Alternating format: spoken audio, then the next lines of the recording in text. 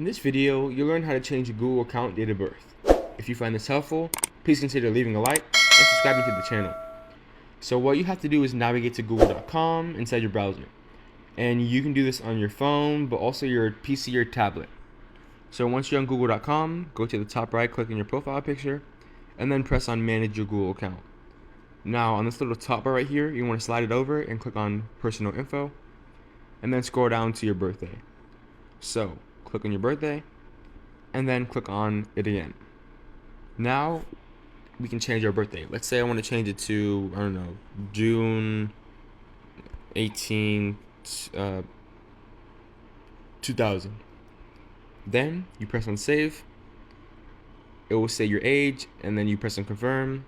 This is just a mock birthday, not my age. And then you exit out, and then your birthday is whatever you set it to. So, if this video helped you out, go ahead and hit the subscribe button, like, and comment with any questions that you have.